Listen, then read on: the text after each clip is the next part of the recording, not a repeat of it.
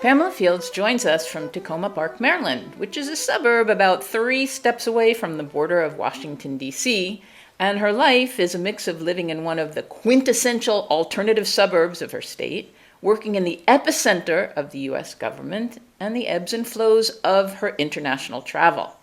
She is the Deputy Secretary General of CULCON, which is both a part of and independent of the functioning government, and it has a mission of joining U.S. and Japanese interests in cultural and educational issues. She's also my sister, and since she wouldn't voluntarily give me her bio because she's unfailingly humble about her professional status, and so I'm a bit intimidated in retrospect about her accomplishments. I'd never really focused before on her titles. Nevertheless, she's an incredibly thoughtful and present mother and educator, and the opinions she shares with us here are perceptive, astute, and very helpful to other parents looking for answers about bilingual studies in general and enrolling their children with special needs in immersion programs. Pamela shares the personal concerns she had of her children studying a language neither she nor her husband were fluent in, although they're both fluent in many, the benefits of these studies for her son, who's dyslexic, and the many advantages both of her children have enjoyed from having grown up surrounded by so many languages. I think you'll find this conversation informative and helpful, and you'll be asking for more at the end. You'll find other fascinating conversations at Doodles with Donna, where we speak about a myriad of methodologies and educational subjects. You can also find concrete activities at my website at scaffoldingmagic.com that address virtually every methodology. So let's start right in with my conversation with Pamela Fields, mother, educator, and someone with a rather intimidating professional profile. Pamela, thank you so much for being here. You have 2 children, correct? Okay, and when they were young, you made some decisions, very important decisions about their education, and you were lucky enough to have options. So what educational options did you have when your children were young? Well, it was a long time ago, so I don't remember everything, but I did have options for different language immersion programs, which was something I was very interested in. And there were some other gifted and talented kind of programs, but they all of them required decisions about location and continuing on from elementary school to middle school to high school. There were different paths that you could choose. So I chose French or Spanish immersion. And applied to both. They're both very hard to get in. They're done by lottery. And we were lucky enough to get my son into Spanish immersion. And so he started that. The reason we had applied to French is because both my husband and I have a background in French, so we thought we could help. Neither of us has a background in Spanish, which was, we anticipated that being a problem trying to help with homework and things like that. So, and it was. I was so excited to finish kindergarten and then realized there are a lot more years left. So, yes, so does that answer your question? Yes, it does. And so it brings up another question because, I live in Spain and a lot of and English is very important right now. And a lot of parents know that it's very important for their children to be learning English from very young age. And yet they don't dominate, is what they say. They don't speak English just as you didn't speak Spanish when your children were just starting out. And it makes them very nervous. They do it, but it makes them very nervous. So do you have any advice for these parents?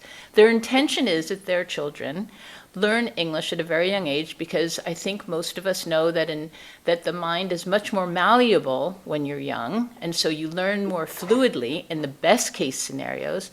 But what could you tell parents now that you're looking back more than 20 years in how you faced your children learning a language that you didn't dominate when they were learning it? So I just tried to keep the goal in mind. And the goal was to give them a language at an early age, as you said, when they could learn it easily. And Spanish in the United States is a really great language. I mean, as I said, the only reason we did French was because we had a background in it and it felt more comfortable to us. Spanish didn't feel comfortable, but we knew that it would be a gift to our children to have them learning it in an organic environment. They were in a complete immersion, so they did no English during the day. And I just kept thinking to myself, it's not about me, it's not my comfort level. But I kept in mind that it was an incredible gift to both my kids. And how did you become involved in helping them in the Spanish as they got older? Hmm. I learned Spanish with them, some, um, but they got to a point where it was, and some of my French background and Italian background helped me with the Spanish, so I wasn't afraid of it. But there was a good aspect to that, which is that it didn't make them overly reliant on me for help with homework. And I think sometimes a parent's instinct is to just jump in and help. I would have to say to them, I can do as much as I can, but I don't speak this language. So we would try to find help somewhere else, from a Spanish speaker, from you, for instance. But I thought there were real benefits in that, in being able to separate my involvement in their homework and education. So, what I think I'm hearing you say is that it's not just the content they were learning, but you were helping them have more agency in learning. Because what you were promoting was you're going to need to find the answer yourself to a certain extent because I won't be able to help you. And you actually didn't try to help at a certain point because you were promoting more agency for them. Do you feel that Yeah. that carried on until their adult lives?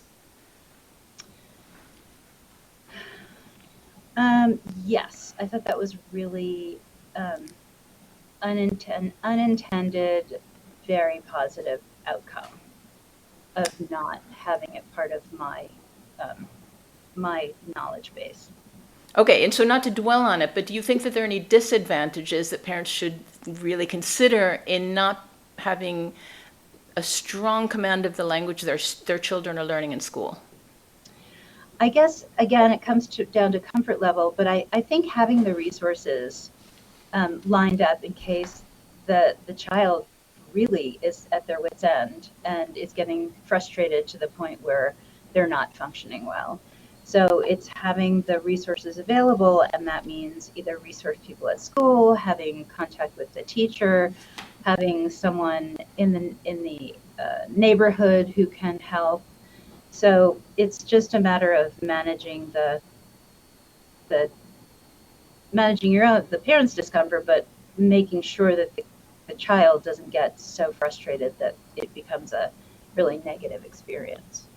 Okay, and that's really important. And there's a tangent topic here, and if you don't feel comfortable speaking about it, please don't. But what your son has special needs, and I'm wondering if you considered taking him out of the immersion program because of his special needs. So the answer to that is no, and his special needs are that he is dyslexic. And we read a lot about it, and there was no indication in any of the studies that the dyslexia would interfere, that the immersion would interfere with the dyslexia. And in fact, they said in some cases it would really help. So that was a matter of making my own assessment and reading what was out there, and you know, sort of just consulting with experts to see if it had been something else, maybe, and I don't know what that would have been, if it was hearing loss, or if it was some spectrum of autism, or whatever would have where the immersion would have harmed him. I obviously would have pulled him out. All right, so this is a while ago. It's almost 20 years since you've been making. Aaron is how old? He's going to be 27. this point. Okay, so you might not remember all of the studies that you read, but is there something specific about dyslexia that you can remember that made you feel confident that this was still an important program for him to stay in? I don't remember. We were having him. We were getting him help for the dyslexia in particular, Mm-hmm. but I felt that was a separate issue from the immersion. We arrived at that based on as much expertise as we could consult. Okay, so thank you so much for sharing that, and I'll do a little bit of research and add that onto the link. And he was also learning Hebrew at the same time, wasn't he? Kind of. That was not really. I mean, he was doing Hebrew in Hebrew school, and that was not for a little bit while, and that was once a week. It wasn't a hard. It wasn't a very time-consuming or intensive experience. Okay, and the dyslexia, you had to make adjustments for that as well, but you did offer him that opportunity to learn a third language. Yes, that is true. Okay, so looking back again, we're looking back. Would you have made the same choices about the immersion program, or there are things that you feel? What are the advantages that you feel that your children had, and maybe some disadvantages if you feel those are important? So, if I look back, I would have not even bothered with the French, to be perfectly honest. I wouldn't have even applied. I think Spanish was the right choice for a lot of reasons, that it's a much more practical language. It's used in lots of parts of the world and in the United States. And so I think that would have been different. I feel like we kind of lucked into the Spanish, and I would have been much more specific about pursuing it.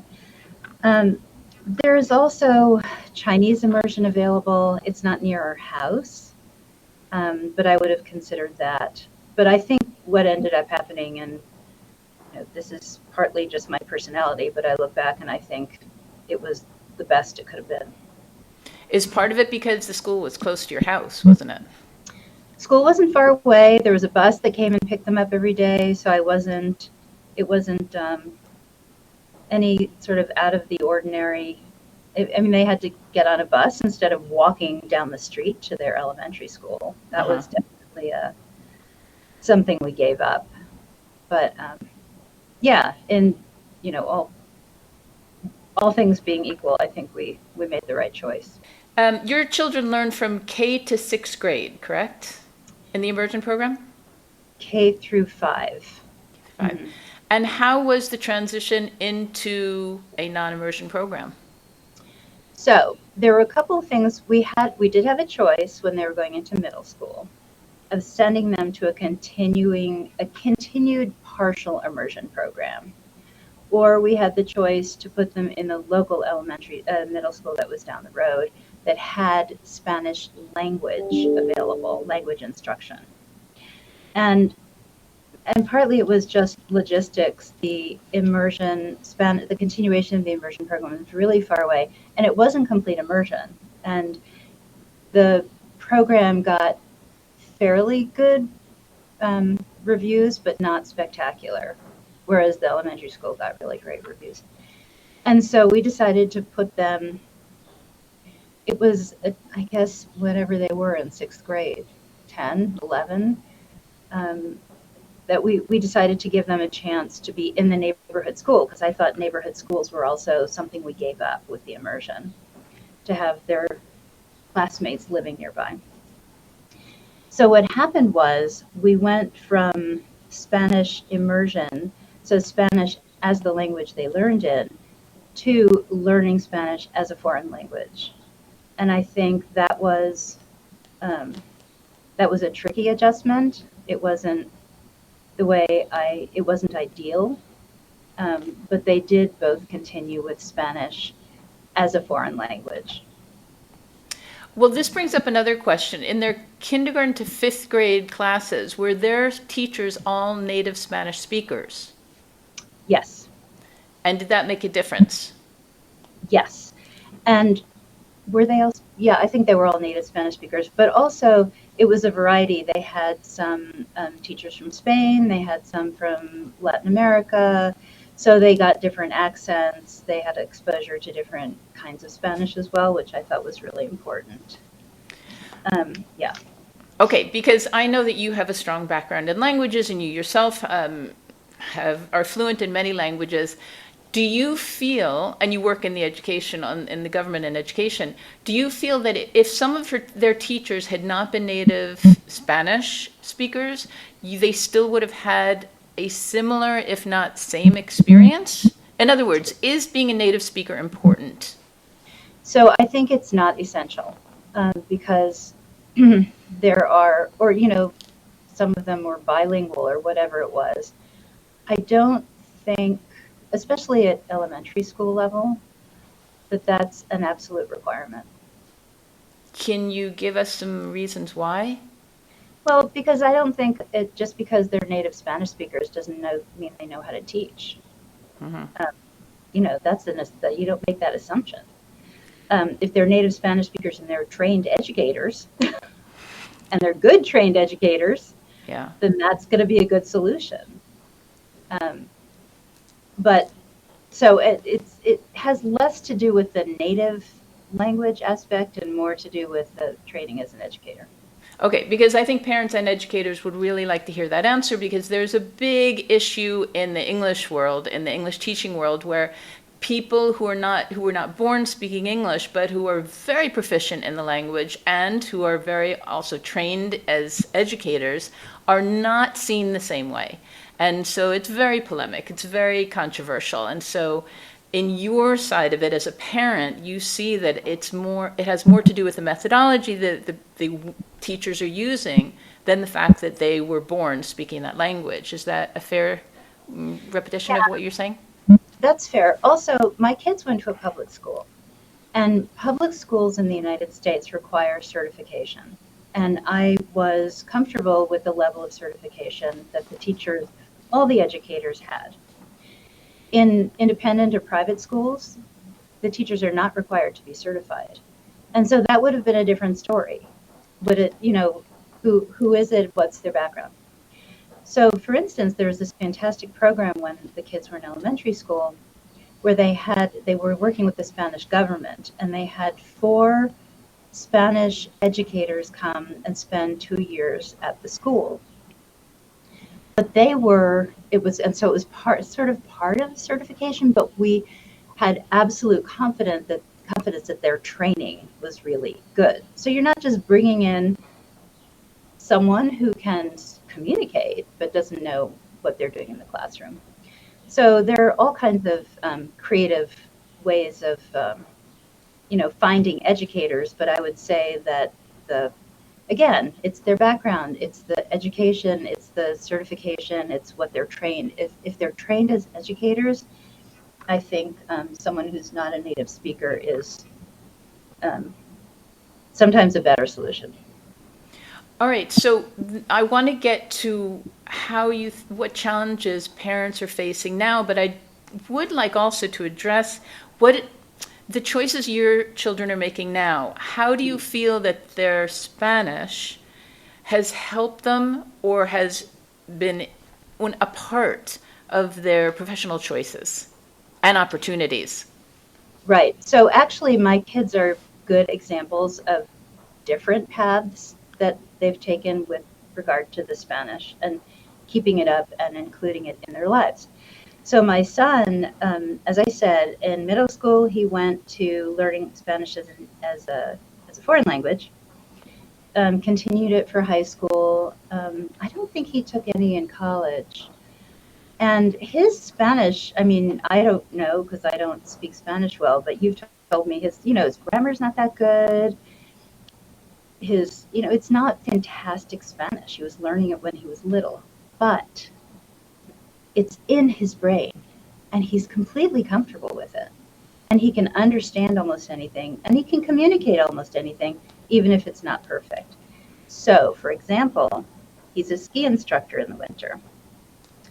He gets paid extra because he speaks Spanish and he can give lessons to Spanish kids.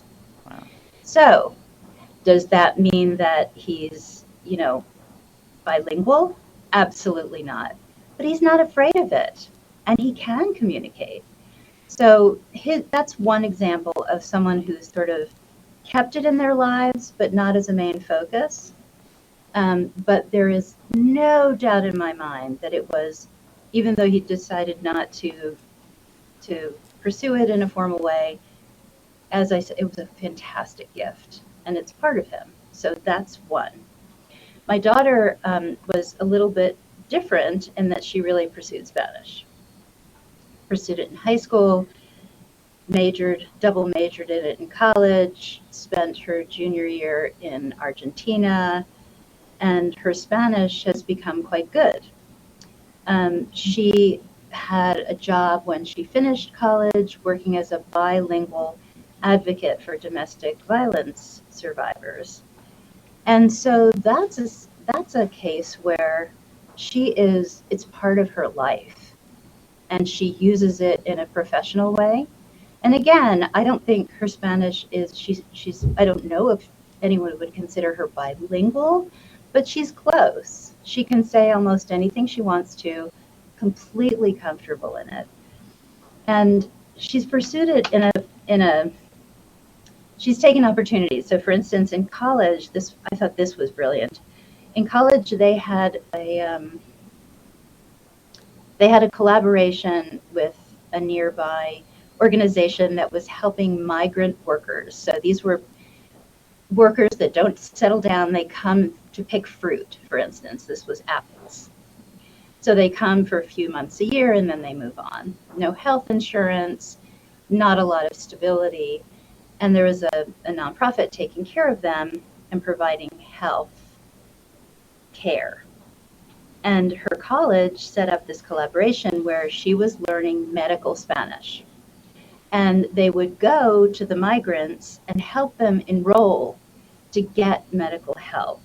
And she would be in the room with someone, interpreting for them as they were trying to explain what was wrong to the healthcare provider. And that was sort of life changing in a lot of ways. So she's really pursued it in a very serious way. Okay, what I also know about your children is that they are using it a bit in their professional lives, but I also see that they're very comfortable traveling, and that could be because of you and your husband, that you believe in travel, but it also could be that they are just more comfortable in environments where there are different languages being spoken. And Alana has gone to different countries where it's not Spanish speaking. Aaron has gone to South America and felt very comfortable trekking for how many months? Right. Yeah. He did, actually, I forgot about that. He went to Spanish speaking junior year as well. It wasn't as immersive as an experience. But, yeah.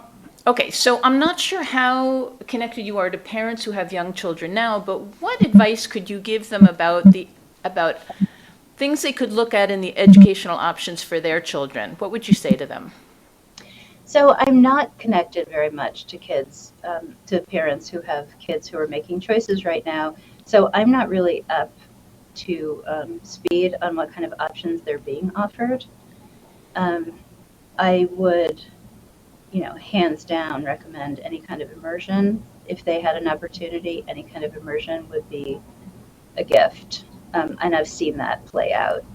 Otherwise, it's a little bit different world. It's competitive. There are lots of, there's money to think about. There's logistics to think about. And for us, we made the comfortable choice. But it would be hard. I'm not sure I would be so good at giving advice at this point. Okay, all right, but when you say you made the comfortable choice, what was the comfortable choice you mean? The comfortable choice was that it's public school, which we really believe in, public schooling. Mm-hmm.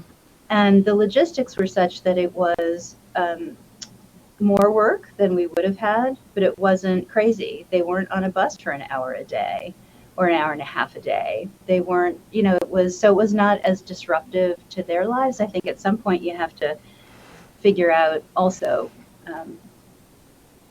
how disruptive this choice is going to be in their functioning as, their kids.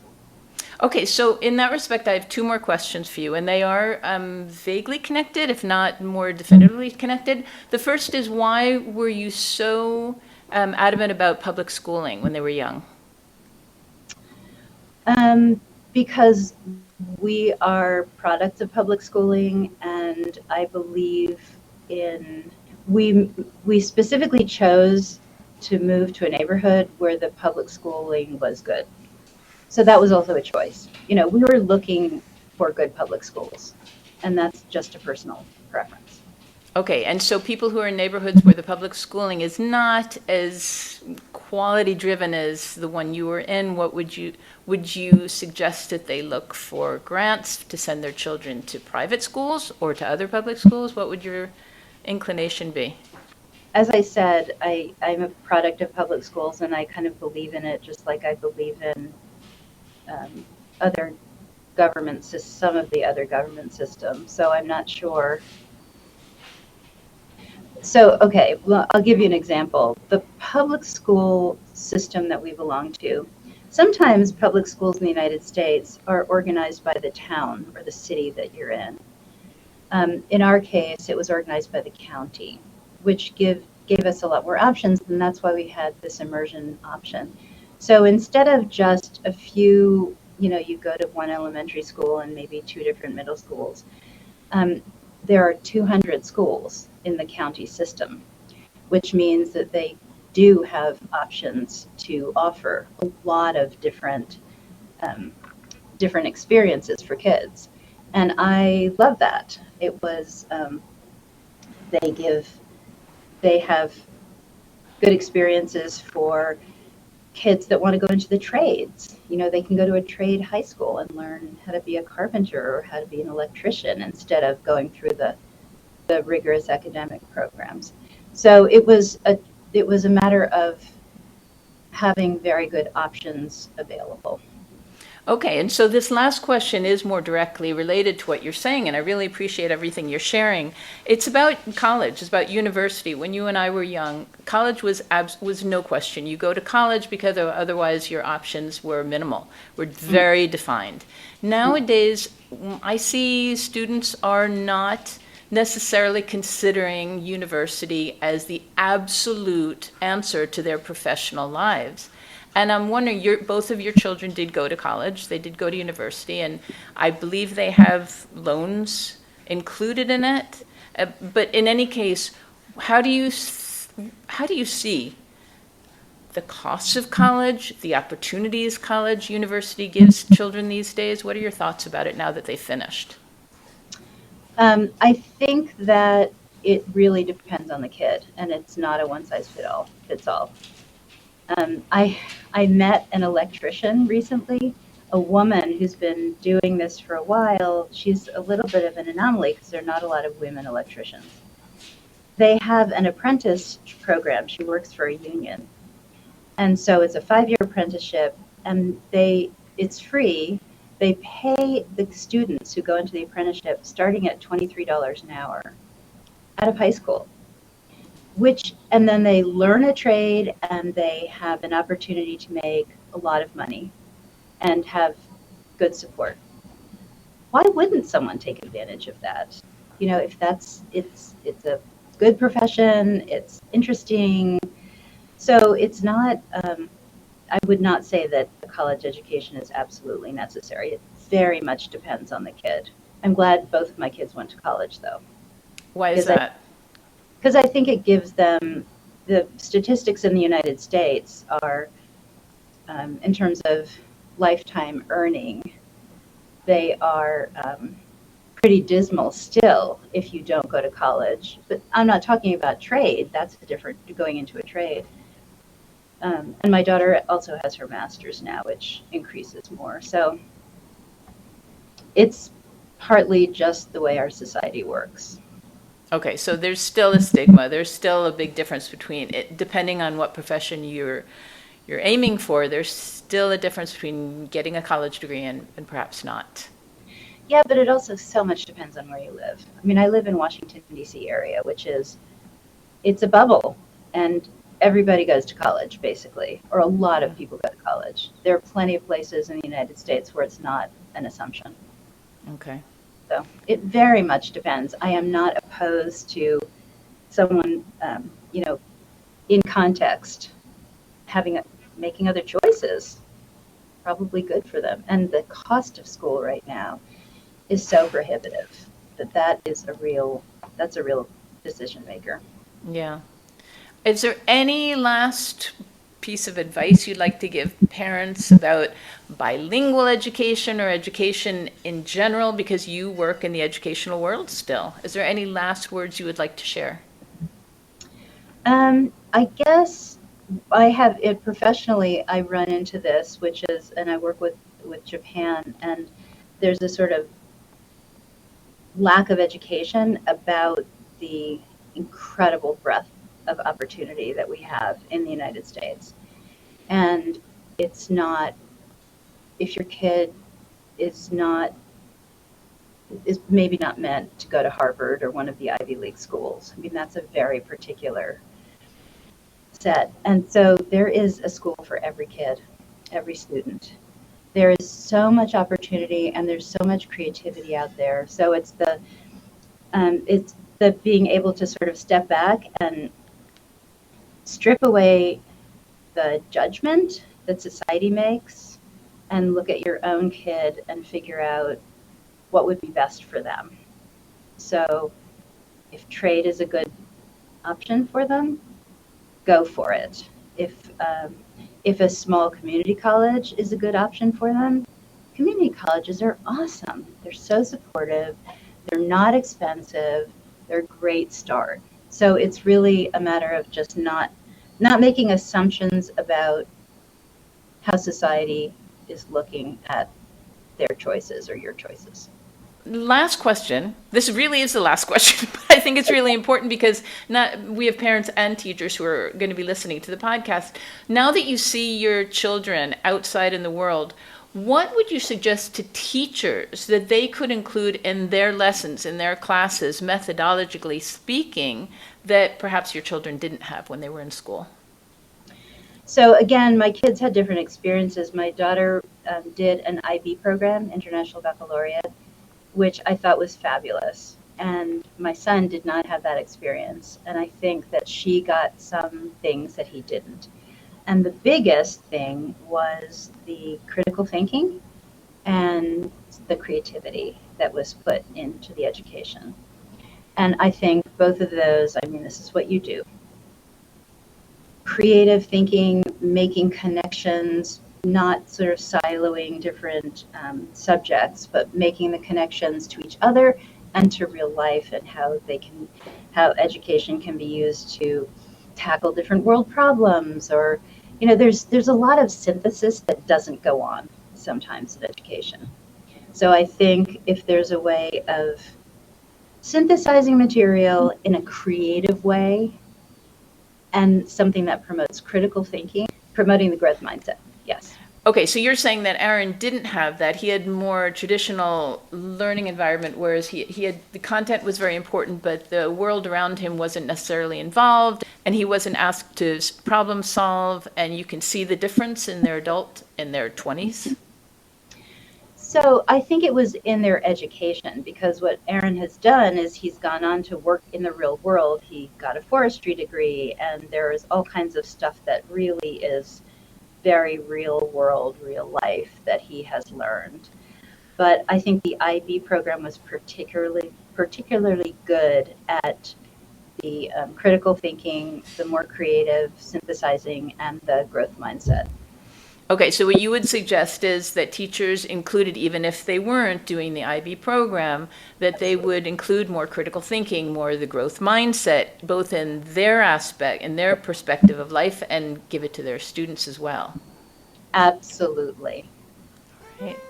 Pamela, thank you so much for sharing all of this. You've been really clear about it. You've given people a lot to think about. So I really appreciate all your answers.